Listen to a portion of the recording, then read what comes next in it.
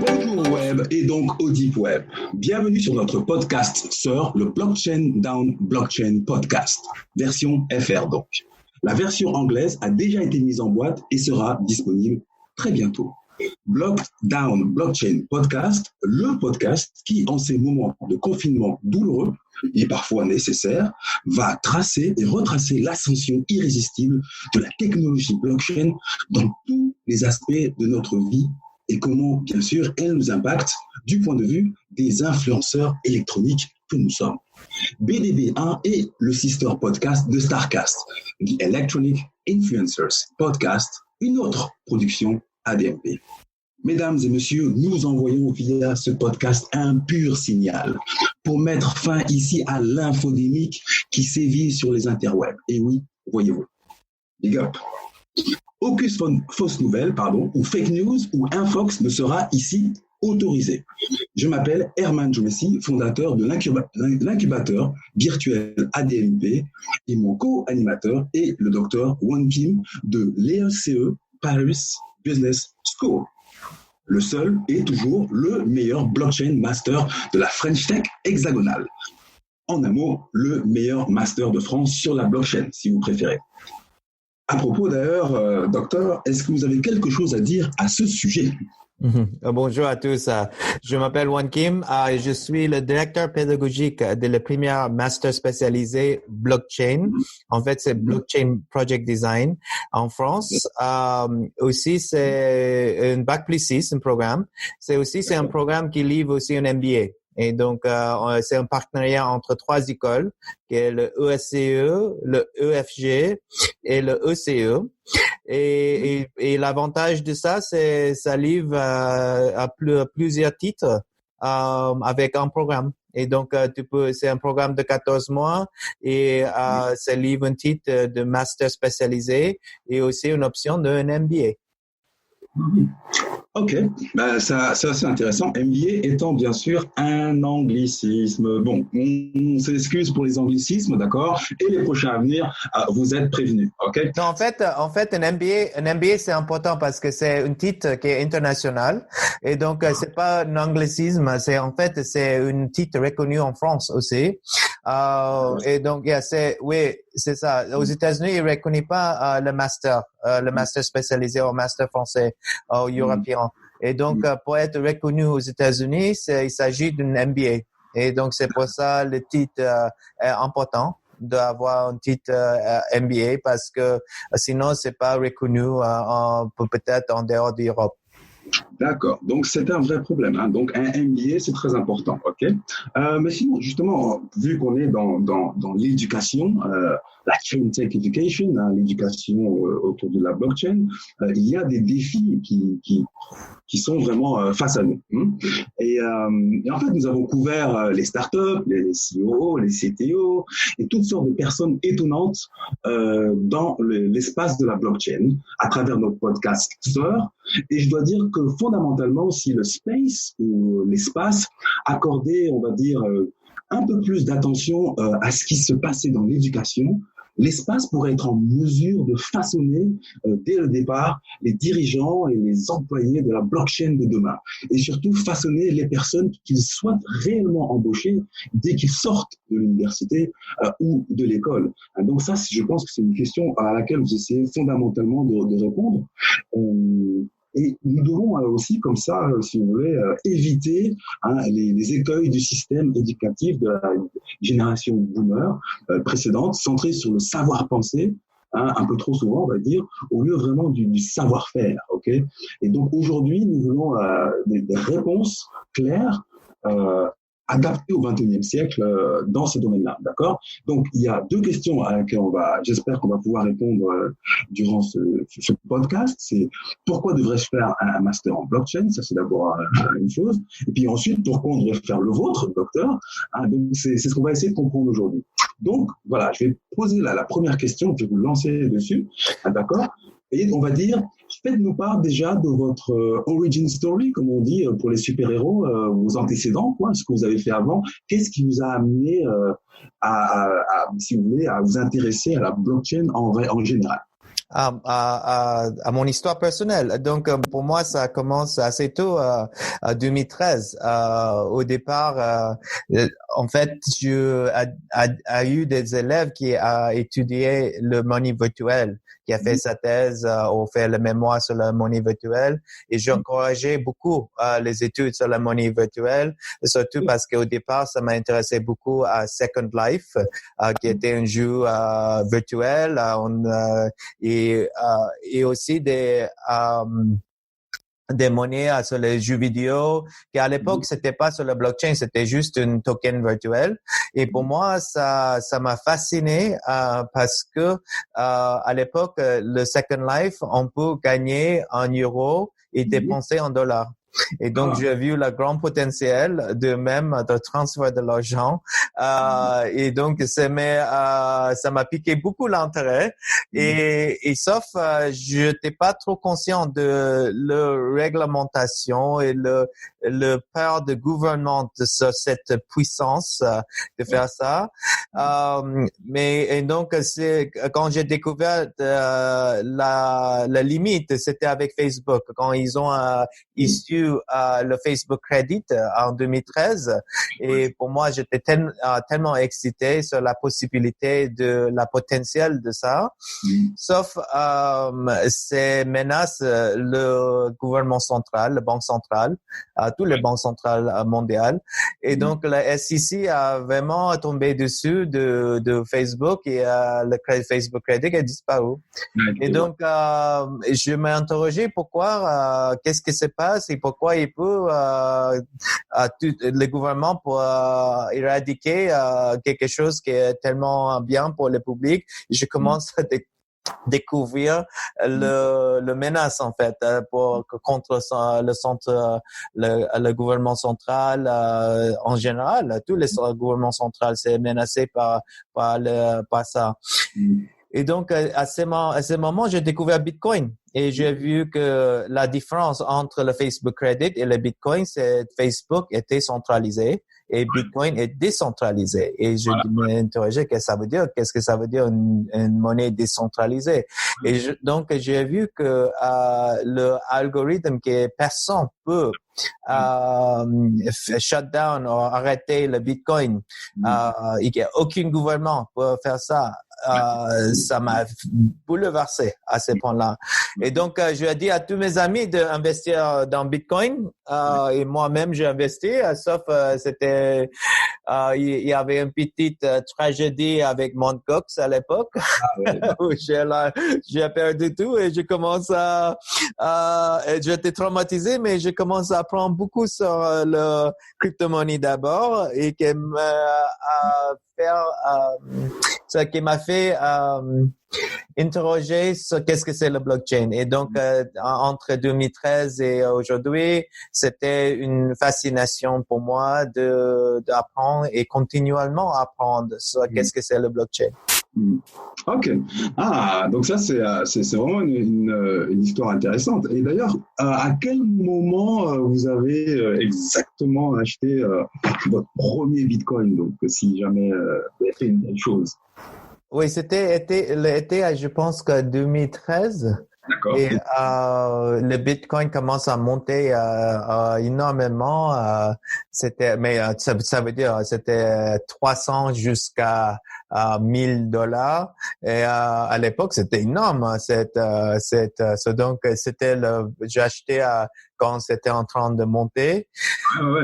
Et j'étais très excité parce que je dis à tout le monde qu'il fallait acheter le Bitcoin. Mais quand c'est atteint $1,000 jusqu'à un peu après, l'incident de Mt. Gox, c'est paru.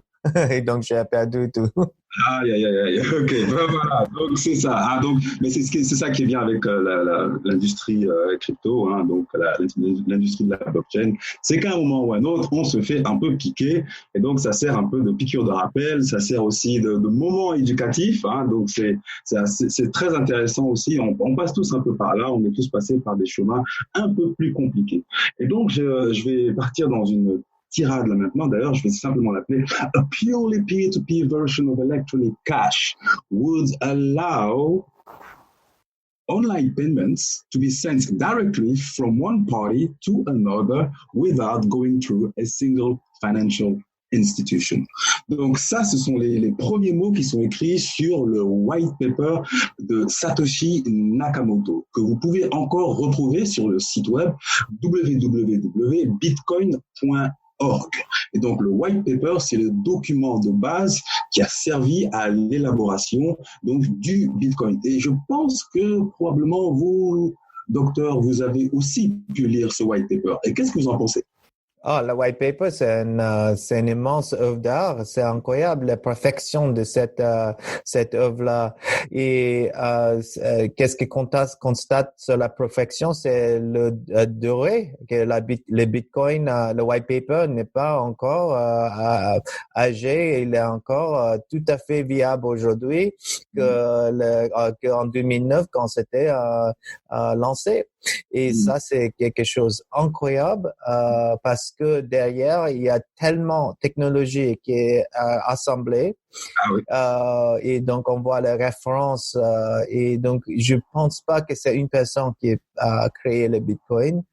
Même cette mystérieuse Satoshi Nakamoto, c'est une personne. Plus en plus, je pense que il y a plusieurs collaborateurs qui a participé dans cette création. Et donc, c'est un peu magie pour moi. Peu une sorte de, c'est une sorte de génie. De notre ère. Et donc, c'est quelque chose que là, ça va être toujours marquer notre ère de temps. Et c'est historique. Et c'est encore en train de créer sa propre histoire aussi. C'est vraiment c'est un réseau donc, qui a été créé le 3 janvier 2009, d'accord, hein, pour rester dans l'histoire. Et donc, à partir de là, on sait on a eu un use case, comme on dit, si vous voulez parler vraiment en scientifique, on a un use case, donc c'est un cas d'étude qui a duré maintenant 10 ans, 10 à 11 ans, on va dire, d'accord, sur lequel on peut se baser, n'est-ce pas, pour ensuite développer un jour, plus tard, d'autres chaînes. Donc, on va le voir au cours de cette interview, donc des chaînes alternatives, de Ethereum, Dogecoin, etc., etc. Donc, ça, c'est assez intéressant. Donc, vous avez beaucoup de crédibilité geek. Je suis sûr que vos apprenants apprécieront le savoir-faire et votre savoir-être. Je crois même d'ailleurs que vous avez aussi de vous-même tenté de développer des applications, des API vous-même. Quel était le projet? Une sorte d'application artistique à laquelle vous avez participé? Oui, en fait, c'est là que j'ai appris sur le marché de blockchain, en fait. Parce que la première application que je voulais créer, c'est sur la provenance des œuvres d'art dans le monde là pour scanner un QR code et tout de suite, on va voir les provenances. Et ce projet était conçu en 2014-2015. Là, à l'époque, il n'y avait pas encore Ethereum, ou je savais pas d'Ethereum. Et donc, il fallait créer notre propre blockchain. Pour créer ce projet. Là, c'est pour ça, c'était une étude assez difficile pour comprendre le white paper et après décomposer, après trouver des gens qui travaillent sur le blockchain et aller beaucoup à Meetup. À l'époque, il n'y avait pas beaucoup de gens non plus. C'était difficile à trouver des gens. C'était à partir de 2017, je pense, il y avait cette explosion, mais avant, il y avait personne et donc, je sentais très seul. Mais après tout ça, c'était même pas le problème. Le problème, c'était, il n'y avait pas besoin de cette application. Le demande pour savoir la provenance d'une œuvre d'art, même si c'est une bonne idée, le valeur marché, ça correspondait pas. Il n'y avait pas beaucoup de demandes pour ça, et la nécessité. Et donc, mais on a lancé une application, mais c'était basé sur ça. Mais finalement, on devait faire un pivot qui là, c'est parti. Là, le blockchain n'était pas plus important, mais c'est grâce à ça que je commence à apprendre qu'est-ce que c'est blockchain, qu'est-ce que c'est le marché de le blockchain, et pour quelle raison on a besoin de blockchain, et tout ça, c'est le côté pratique. Et que là, c'est notre master, c'est tout à fait basé sur la pratique, sur quelque chose de montrer un vrai projet qui marche. Et nos expériences d'échec, ça sert beaucoup à cet apprentissage. Oui. Parce que parlant justement d'appli artistique, moi aussi j'en ai. Alors moi j'en ai pas lancé une directement, mais j'en ai lancé. En fait, j'avais développé et créé un magazine artistique online. Et puis le magazine avait eu beaucoup de succès online. Le blog, c'était d'abord un blog, puis c'est devenu un magazine. Puis ensuite on a décidé de faire du print, hein, donc old school, papier, tout ça. C'est là où on a commencé à perdre de l'argent. Et puis juste derrière, on s'est dit mais tiens, mais si on fait la version papier, on a déjà le blog, il faut faire une app, ok. Mais on s'était dit déjà à l'époque, oui, mais on va pas simplement refaire une app qui va parler simplement de magazine. On va donner un service aux gens. Donc on s'est dit tiens, on va permettre à nos artistes qui sont déjà donc sur le blog d'avoir un endroit, ils pourront vendre leurs œuvres d'art. Donc, ce serait l'app. Et autour de l'app, donc, il y aurait encore notre contenu. Et bon, bref, ça a été un désastre, un gouffre financier. Mais c'était intéressant parce qu'on en apprenait tous les jours. Et c'est là où moi aussi, j'ai découvert les incubateurs, etc., toute la nomenclature, tout ce monde-là. Donc, pour moi, c'était parfait en tant qu'apprentissage. Mais bon, après, on a perdu de l'argent, donc c'est pas forcément une bonne leçon à ce niveau-là. Mais bon, c'est en apprenant aussi, c'est en faisant c'est en échouant en fait qu'on apprend aussi, d'accord, hein, donc et finalement je crois que c'était Nelson Mandela qui disait moi je n'ai jamais échoué, j'ai simplement appris quelque chose de nouveau en fait, tout simplement. Donc voilà, mais on va arriver donc à ces questions-là de comment on va dire, des questions que se posent tous les fondateurs, en fait. Donc, ce sont des choses dont vous allez parler dans votre cours. Et est-ce que vous allez parler aussi de tokenomics dans ce cas-là, et oui. de cryptonomics? Ouais. Oui, c'est tout à fait parce que c'est une nouvelle façon pas seulement de lever le fonds, mais comment construire une structure qui est plus équitable entre l'employé, les gens qui travaillent, et donc le tokenomics, c'est une façon de vraiment restructurer le capitalisme. Et qui est plus à rendre plus équitable à tous.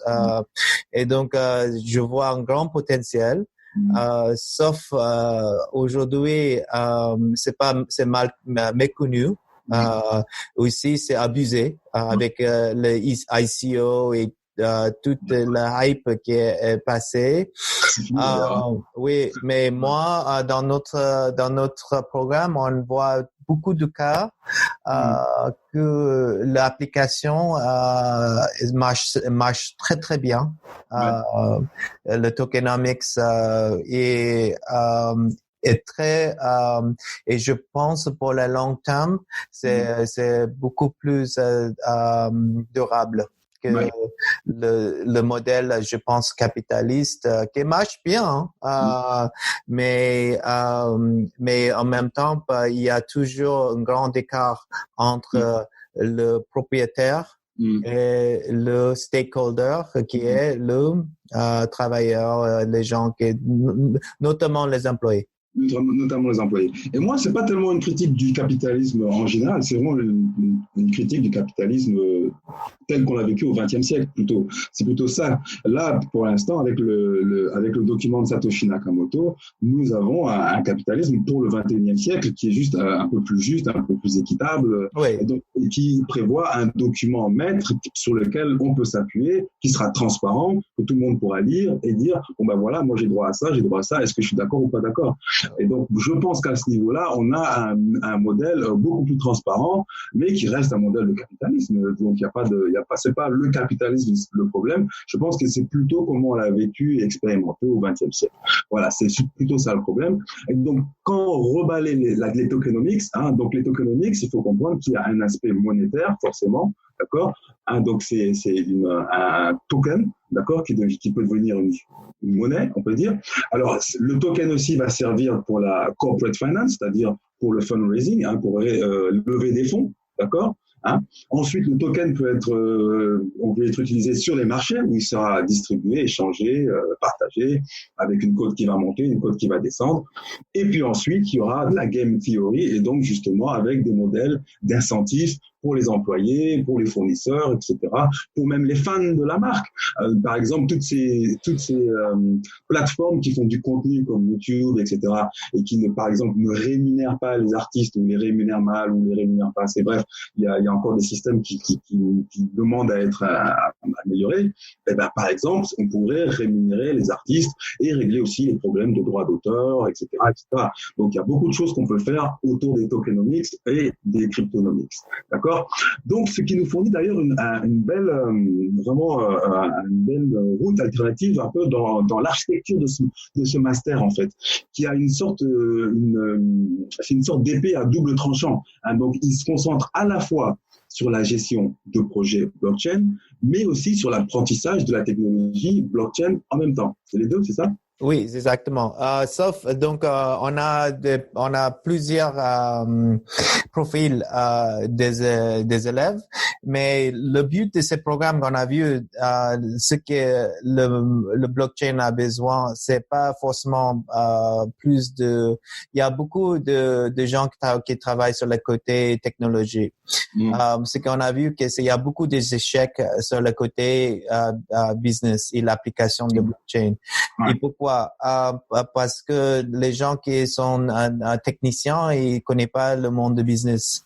Et le monde de business, il connaît pas suffisamment sur la technologie. Il fait des promesses qui n'est pas atteignables.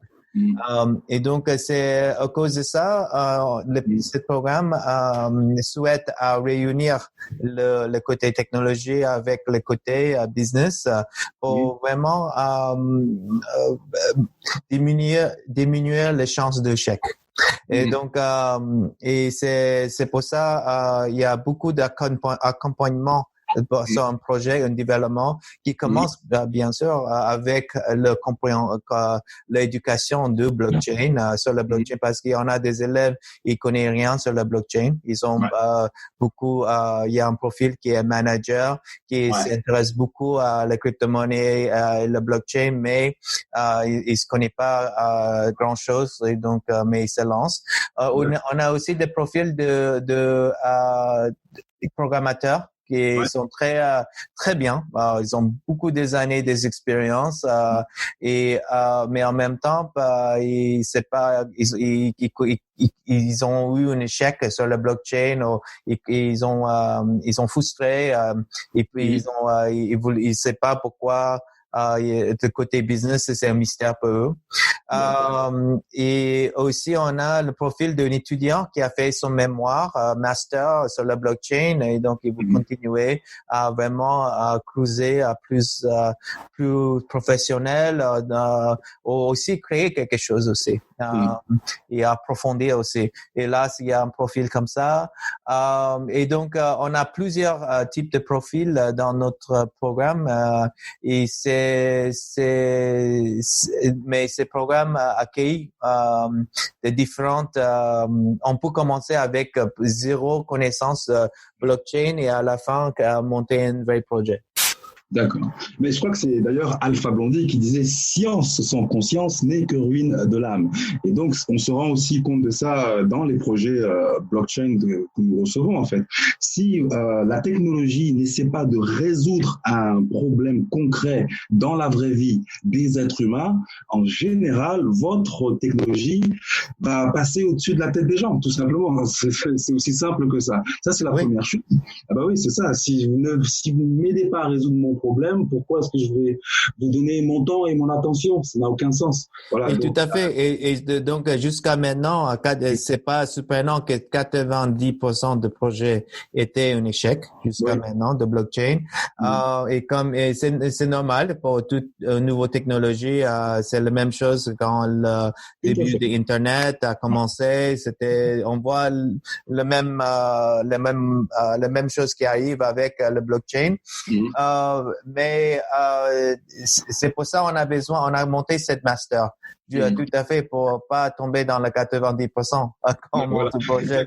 À partir de 90%. Faut pas oublier que Google était le 21e moteur de recherche, que Facebook était le 14e ou 15e réseau social, d'accord? Donc, à partir de là, on peut aller très, très loin avant d'arriver, si vous voulez, à la pépite. Hein, donc, il faut aussi comprendre ça.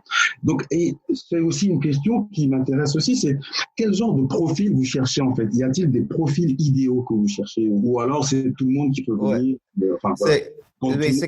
C'est comme un master titré et c'est important d'avoir déjà le prérequis. On peut pas avoir juste un bac et dire que oui, j'ai l'expérience professionnelle, donc je veux me lancer dans un master.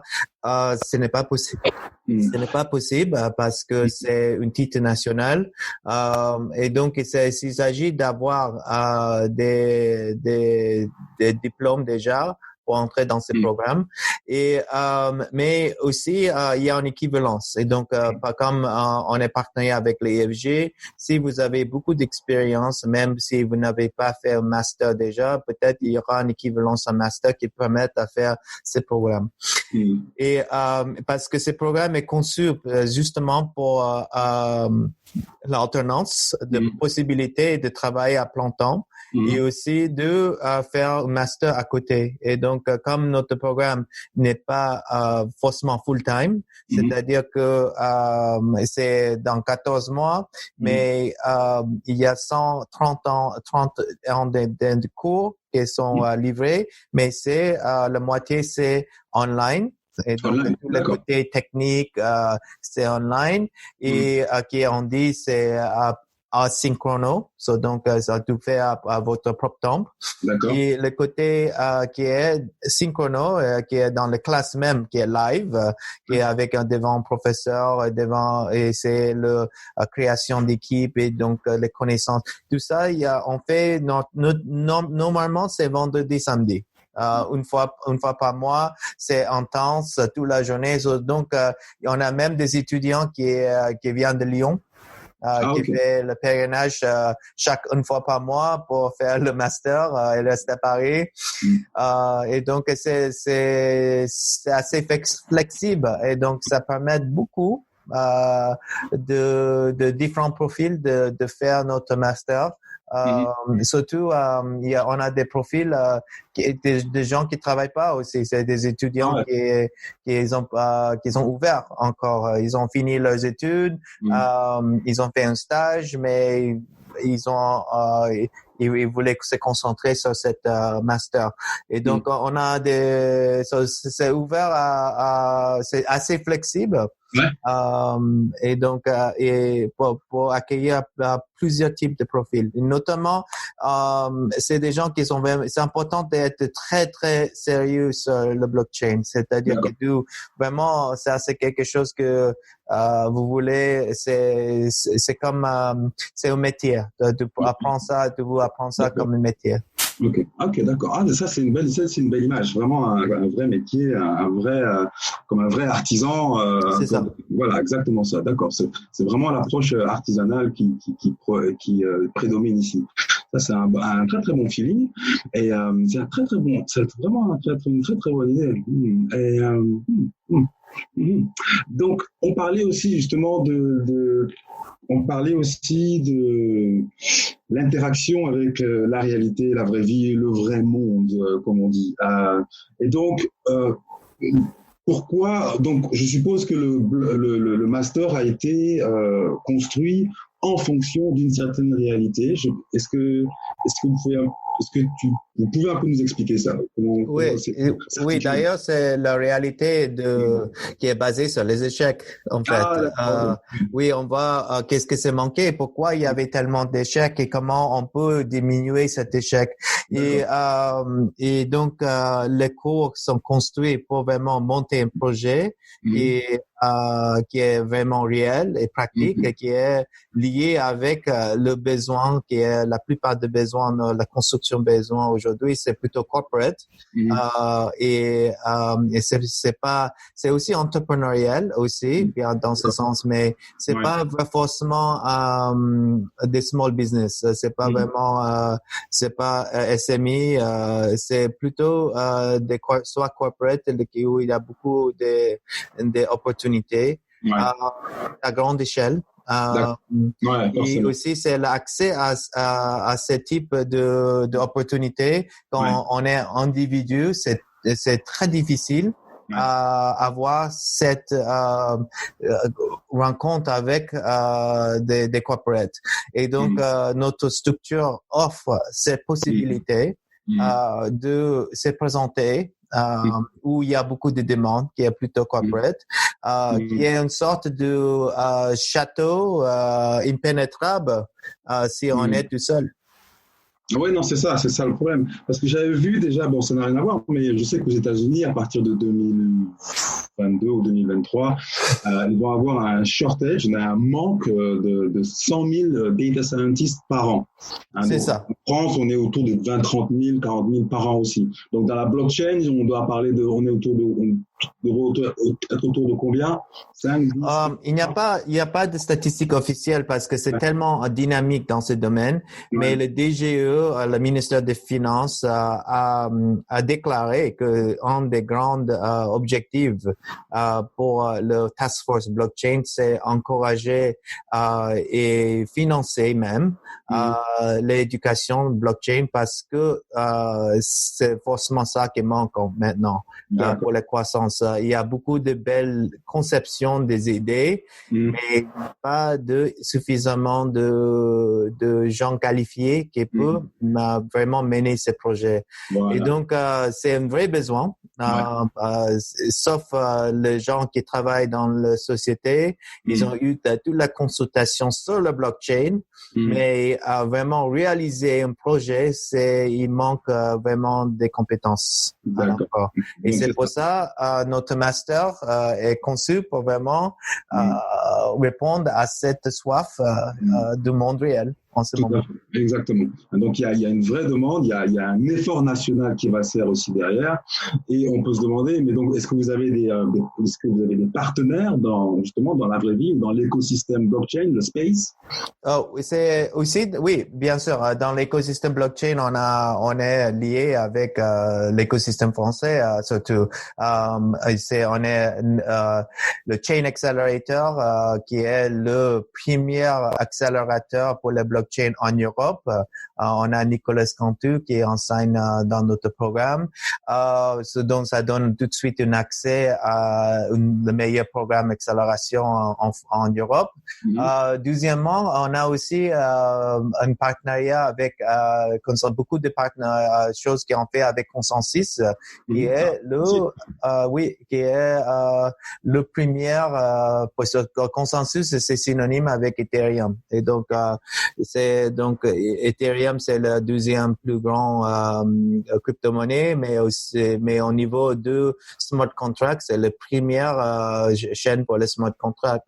Et donc, Ethereum, c'est le grand référence pour le blockchain. On peut dire que si le Bitcoin, c'est le père de blockchain, Ethereum, c'est la mère parce que c'est avec le smart contract, c'est elle qui a fait naître tout l'usage, la possibilité complexe de blockchain.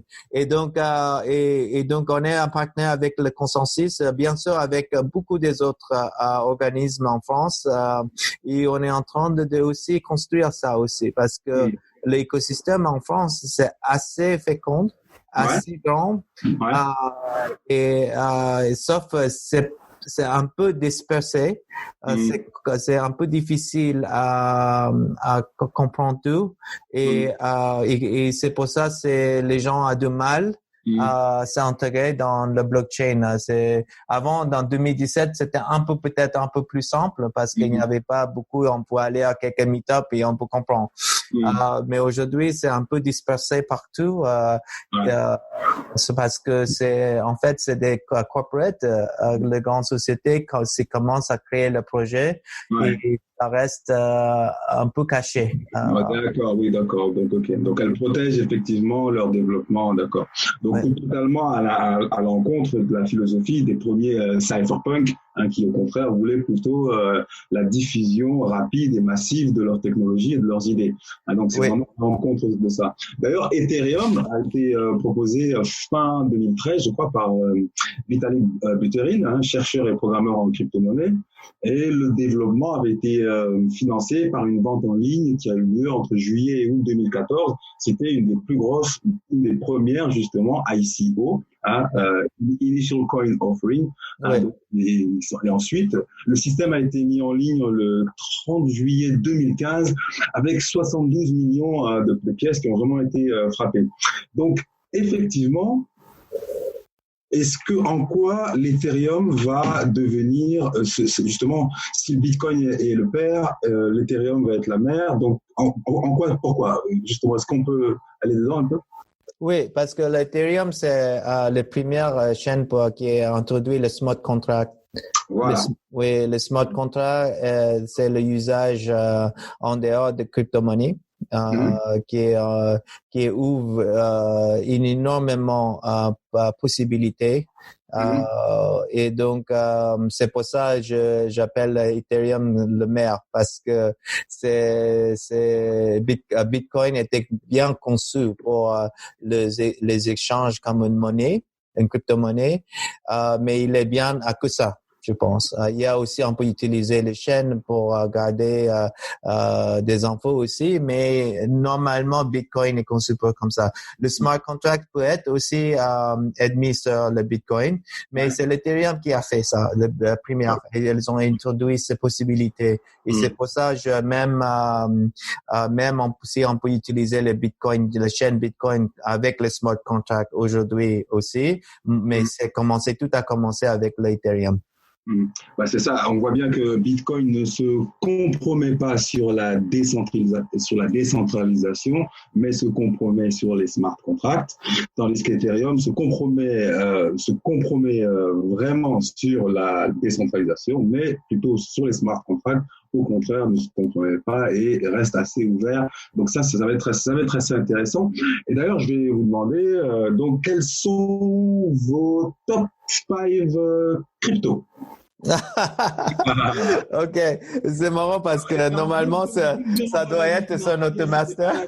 Ce n'est pas du consulting financier, nous ne vendons pas nos consulting financiers, etc. D'accord, c'est juste deux personnes qui se posent la question de quels sont leurs top 5 crypto, d'accord? Merci beaucoup. Ok, ça c'est juste mon avis. Bien sûr, ça c'est en dehors de master. C'est One Kim qui parle. Moi, le premier, bien sûr, c'est Bitcoin, Ethereum, le deuxième. Moi, je crois beaucoup à ces deux. C'est les originaux et donc ça va. Je pense que je reste fidèle. Mais je vois l'activité entre les deux, on peut voir que ça c'est le dominant. Le troisième projet que j'aime beaucoup, c'est Icon. C'est un blockchain coréen. Et moi, je suis des origines coréennes, et donc je suis un peu. Mais ce projet est super intéressant parce que c'est adopté comme un standard. L'Icon Loop, c'est le standard blockchain pour les pays de Corée. Et donc l'identité nationale. C'est utilisé pour l'identité nationale. Donc, on peut retrouver notre passeport sur le mobile grâce à la blockchain Icon Loop. Et donc, oui, c'est pour ça, Icon, pour moi, je suis très bullish sur ça parce que c'est la nature qu'il est cultivé. Et embrassé par le gouvernement. Le prochain projet que j'aime beaucoup, c'est aussi Chainlink. Chainlink, oui, d'accord. Chainlink, j'aime beaucoup. Je vois que oui, c'est un besoin qu'on a besoin. C'est le Oracle. On a besoin de ça, c'est pour faire marcher, surtout avec l'IoT. Donc, Chainlink, je vois une vraie nécessité sur ça.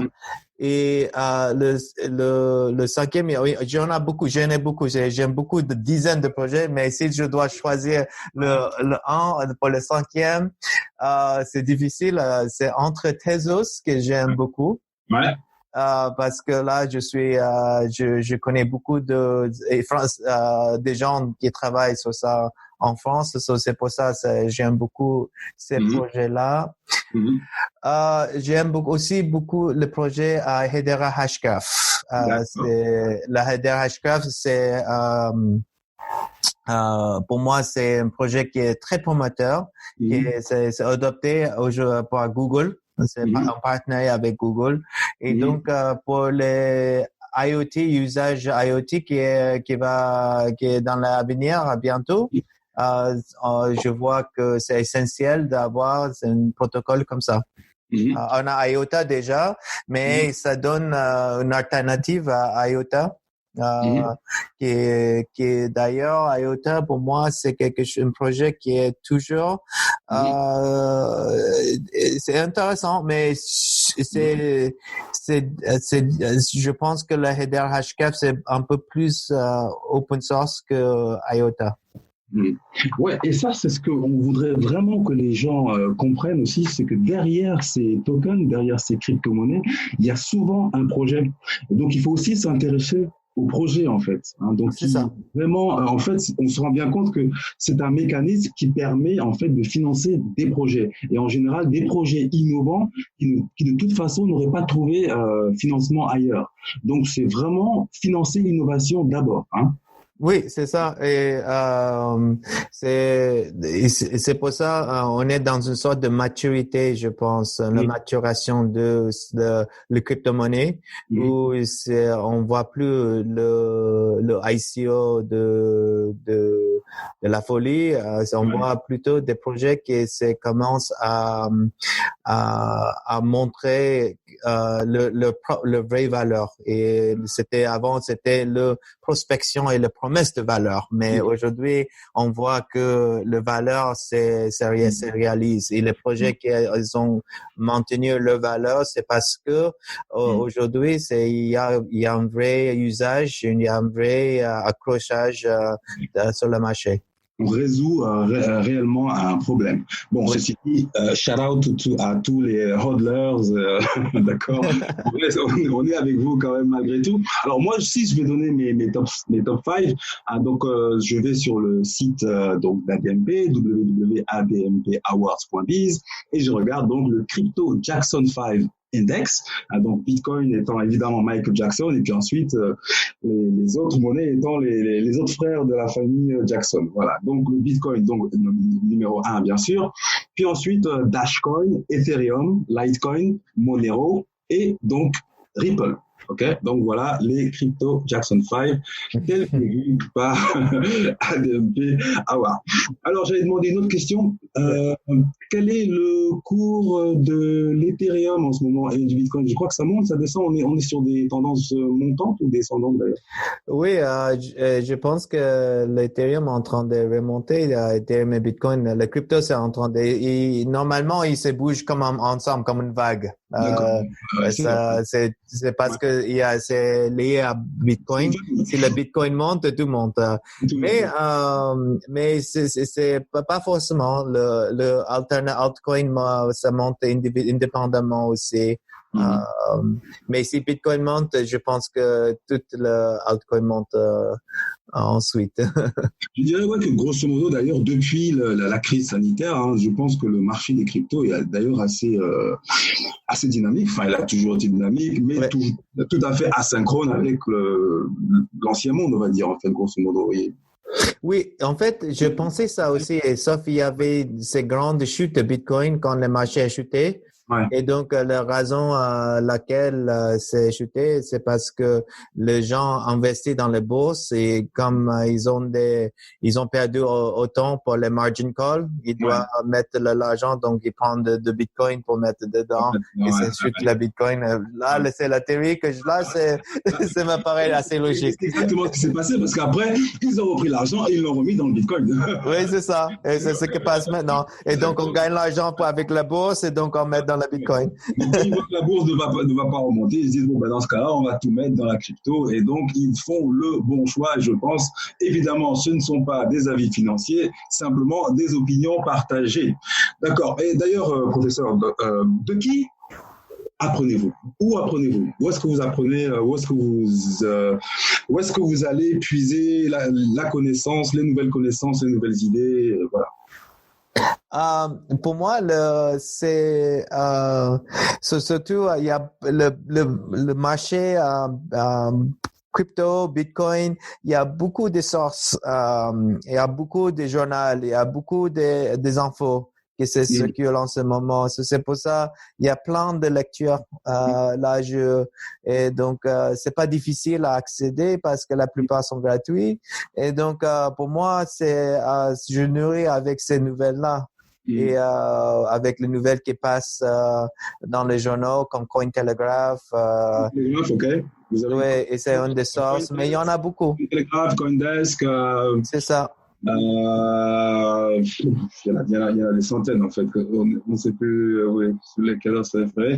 J'allais un peu regarder sur mon bookmark, mais je regarderai tout à l'heure. Je vous dirai quoi. De toute façon, on mettra les liens sur les bonnes publications, les bons endroits, parce que faut le dire aussi. Il y a aussi beaucoup de bullshit, d'accord? Il y a beaucoup de bullshit sur la crypto. Il y a beaucoup de gens qui parlent de la crypto sans savoir exactement de quoi ils parlent. OK. Donc, autre question. Alors, on continue un peu à aller voir les personnalités de la crypto. Et donc, je vais vous donner deux noms. Allez, par exemple, Roger Ver. Vous êtes plutôt Roger Ver ou Andreas Antonopoulos? Ça c'est pas trop difficile pour moi.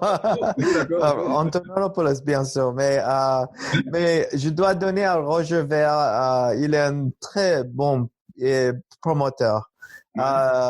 Lui, ce qu'il a fait avec son Bitcoin SV,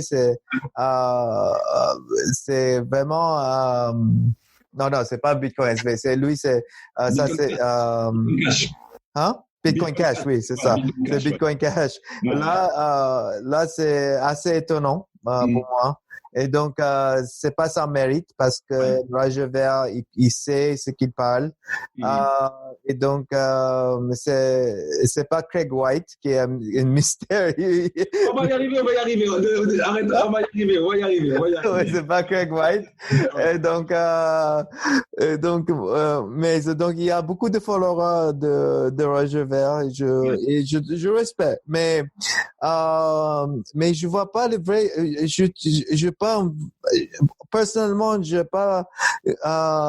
pas un vrai besoin de Bitcoin Cash ni Litecoin. J'utilise pas. Ouais.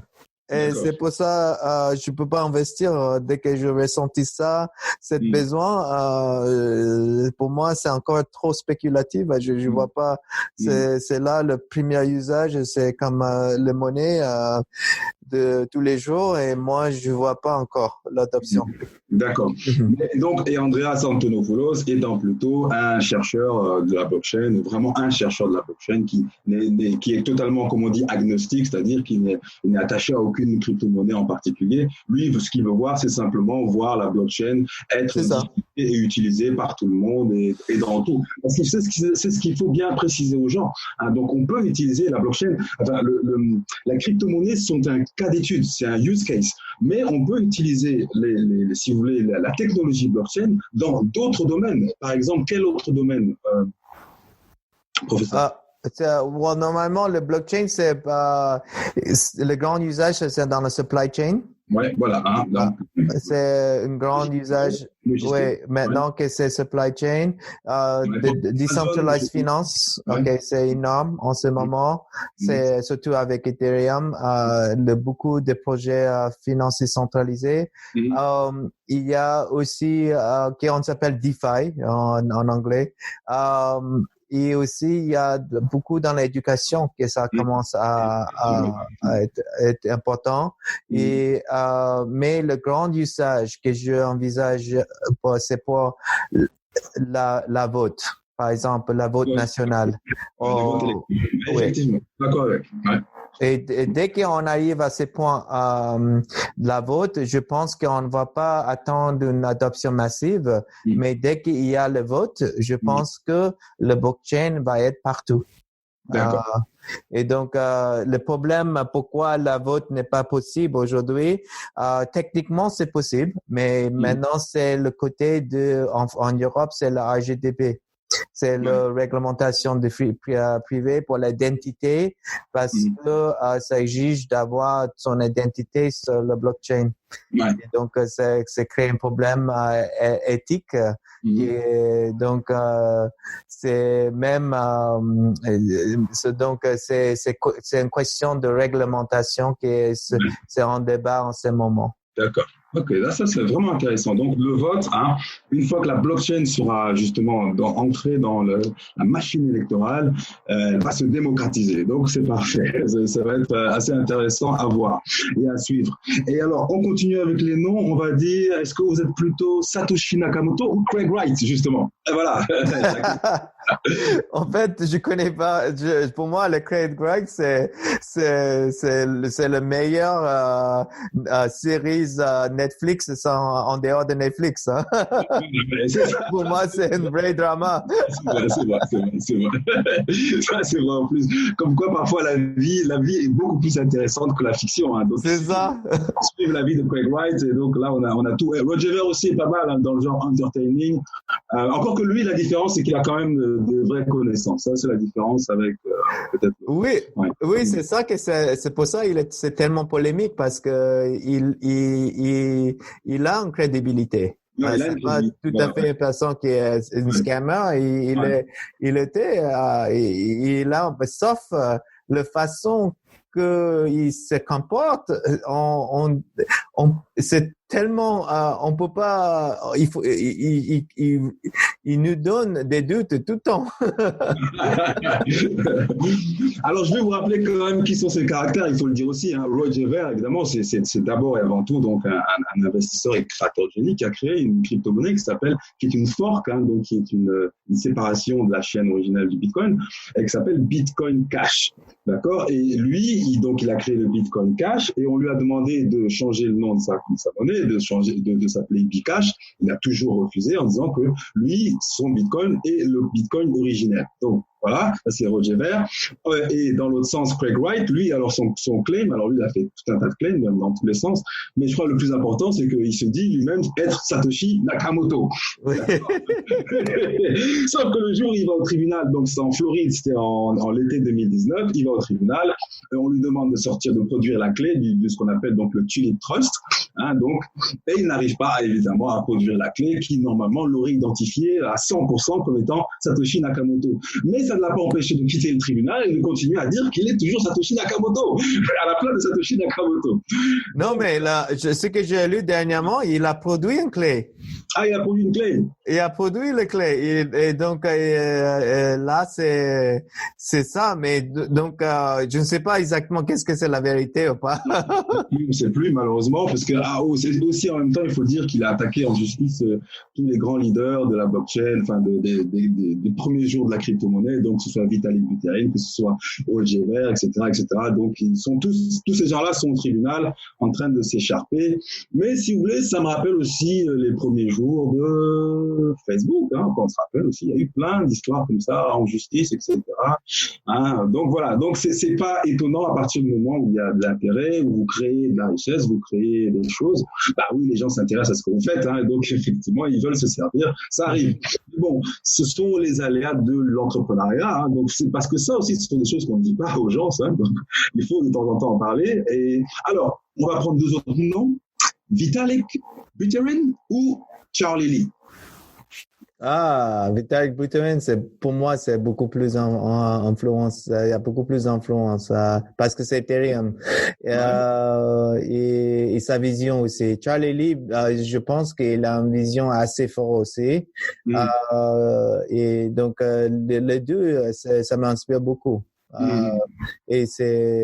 Mais je pense au niveau de impact, c'est plutôt Vitalik, bien sûr. parce que Ethereum, ça a beaucoup d'impact au niveau de usage blockchain, au niveau de blockchain même. Donc, forcément, parce qu'il est lié avec Ethereum. Et donc aussi, il faut le dire, hein, donc Ethereum, c'est aussi une fondation, d'accord? Il y a tout un aspect qu'on va dire loi associative 1901, comme on dit en France, ou 1905, si vous voulez. Et donc, Ethereum est une fondation qui, normalement, veut aussi finance des projets sur la chaîne principale d'Ethereum, hein, si j'ai bien compris. Donc, voilà. Ouais. Des fondations comme Bitcoin aussi, il y a aussi un aspect fondation. Et donc aussi, en général, c'est aussi un bon guide quand vous voyez un projet et qu'il y a une fondation derrière qui va, si vous voulez, essayer d'améliorer un peu la planète ou simplement de participer à la diffusion d'une technologie ou la rendre plus démocratique ou moins chère. Parlons de moins cher d'ailleurs, pour revenir un peu aux aspects techniques du master. La douloureuse, combien ça coûte? La quoi? Oh, la coûte, oui. En fait, c'est pas cher. Si on compare avec des autres programmes en Angleterre, par exemple, des autres programmes qui est même en ligne, et c'est moins cher que même des programmes en ligne. Mais peut-être pour les Français, ça peut être cher. Parce que si tu compares une master spécialisée dans des autres domaines comme le marketing, ça peut être un peu plus cher que ça. Notre programme, ça coûte 12 000 euros par an. Et si vous êtes une étudiante de INSEC, ça coûte 9 000. En réduction. Mais c'est à peu près, je pense que c'est 12 000 par an. Ici, il y a un programme exécutif qui livre aussi le titre MBA. C'est 19 000. Je pense, si je suis correct, c'est 19 000. Et donc, c'est soit 12 000 ou soit 19 000. Et ça inclut du voyage, en fait. Le 19, si tu payes 12 000, tu payes ton propre voyage à San Francisco et Londres. Et c'est pas inclus. Mais seulement les cours sont inclus, mais les contenus, mais le voyage n'est pas inclus. Mais si tu payes, par exemple, le frais 19 000, ça inclut le hôtel en San Francisco, une semaine en San Francisco, une semaine à Londres. Et donc, ces programmes-là, on a l'avantage de profiter de réseau INSEC parce que on peut vraiment avoir cette rencontre de écosystème qui est en Londres et puis à San Francisco. D'accord, ça c'est assez intéressant.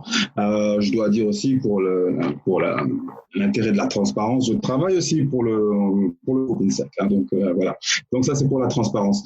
Donc donc 12 000 ou 19 000, d'accord. Mais alors revenons encore au niveau de l'échelle de temps. Ça dure combien de temps encore, si j'ai bien compris? C'est 14 mois.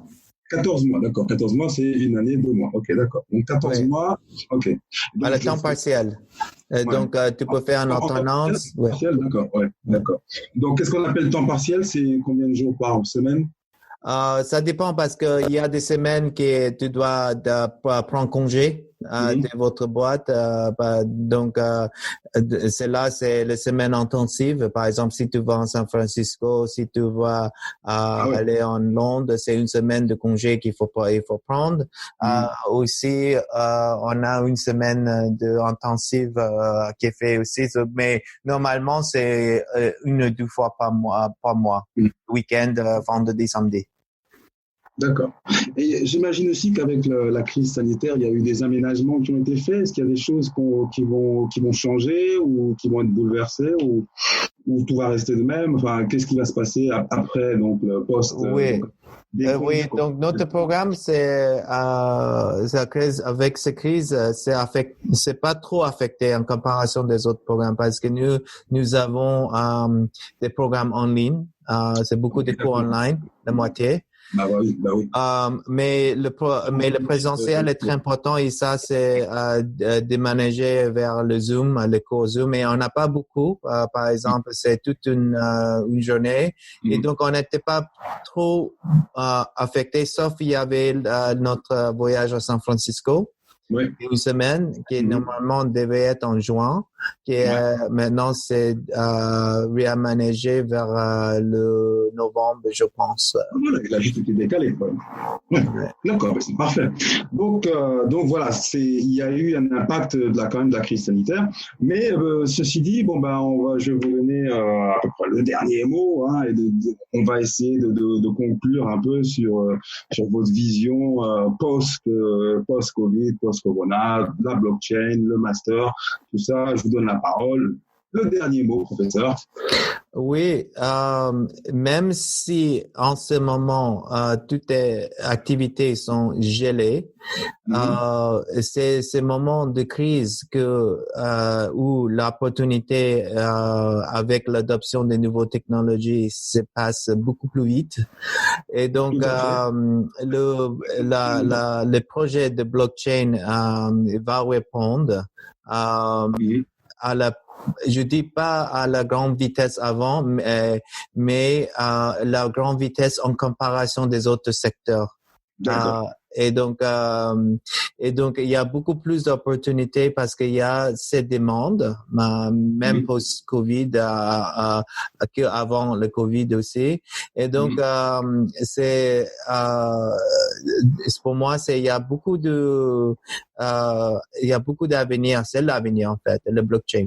D'accord. Donc, il faut, pour moi, je vois, même la réalité, c'est le arrête en ce moment, tout est arrêté. Je vois que la restructuration de notre société va dépendre beaucoup de le blockchain parce que cet moment de isolation, les sociétés, ils ont compris que ils n'ont pas besoin de louer un bâtiment pour pouvoir travailler. Ils vont économiser ça, ils vont donner donc on va avoir beaucoup plus de télétravail. Avec le télétravail, ils vont avoir beaucoup de comptabilisation des heures. Là, tout ça va être bientôt passé par le blockchain. Ça c'est vrai. Donc il y a vraiment des changements qui vont advenir avec cette crise. Hein, c'est ça. J'en parlais même encore tout à l'heure. On parlait de la crise dans l'aéronautique, par exemple. Et c'est vrai qu'on se pose la question de pourquoi est-ce qu'il y a des gens même qui achètent encore des avions. Pourquoi est-ce qu'on ne pourrait pas simplement avoir Uber qui se met en contact directement avec Boeing ou Airbus et qui dit à Boeing ou Airbus, j'ai besoin de 3 avions là aujourd'hui à Paris pour aller à New York. Voilà. Et pourquoi est-ce qu'on devrait encore avoir des compagnies aériennes qui achètent des avions, qui doivent s'endetter, donc finalement ils n'arrivent pas à manager le staff, le personnel, le ci, le ça, alors qu'on voit bien que ça va aller plus vite si Uber va directement chez Boeing. Voilà. Ça va aller, et Boeing arrête de vendre, simplement mais loue ses avions, hein, et puis là au moins il ferait rentrer du cash. Là pour l'instant les avions sont assis dans des hangars, ou chez Airbus même chose, les avions sont assis dans des hangars et ils savent pas quoi faire avec. Les avions vont pourrir, d'accord. Alors que on voit bien que la solution elle est là tout de suite. C'est Uber qui l'a et en se branchant avec Airbus ou une plateforme qu'Airbus crée ou Boeing. Hein. Donc ça, c'est vraiment, il y a des choses comme ça qui sont évidentes. Alors, donc, n'oubliez pas notre podcast, notre podcasteur, Starcast, le podcast des influenceurs électroniques, et bien sûr, notre Twitter handle, @TeamADMP, TEAMADMP, ainsi que notre blog www.admpawards.biz, admpawards.biz. Mon nom est Herman Jumissi. Vous pouvez aussi nous retrouver sur Facebook, hein, #ADMP, #ADMP. Donc sur Facebook, c'est un groupe, d'accord. Nous sommes là, il y a plus de 4000 influenceurs, entrepreneurs, codeurs, développeurs. Venez nous retrouver là. Vérifiez aussi donc les SE Business Master soit bien disponible sur les réseaux sociaux. Docteur, est-ce que vous avez une adresse email ou pas une adresse email? L'adresse du site l'adresse du site c'est master avec un e.esee.fr. Et ça, c'est le site web. Et là, je peux nous trouver aussi sur LinkedIn. Et je suis très actif sur LinkedIn. Et bientôt sur Twitter, mais on n'a pas encore là. D'accord, ok. Donc étudiant et partenaire aussi, hein, donc puisque je sais que vous êtes toujours à la recherche de partenaires aussi dans le monde corporate et les startups, évidemment. Oui, bien sûr. C'est surtout pour nous, on est un jeune programme et on a beaucoup à apprendre et aussi créer. On est tout à fait ouvert pour les partenariats, surtout pour des projets avec nos élèves. Fantastique. Hein. Donc, mon nom était Herman Djoumessi, j'étais votre hôte. N'oubliez pas de liker, d'écouter, de télécharger et de partager ce podcast au moins à 5 personnes autour de vous en leur demandant à eux aussi de partager à 5 personnes. C'est là le secret de la viralité au XXIe siècle. Ceci était le Blockdown Blockchain Podcast. Nous vous disons au revoir. Professeur, au revoir. Au revoir et merci Amara et merci à tous. Merci encore à vous. Merci encore à tous nos fans et à tous nos listeners. Merci encore. Téléchargez ce que nous faisons. Partagez ce que nous faisons. Surtout, likez-nous. Merci beaucoup. Au revoir. Fight the virus. Okay.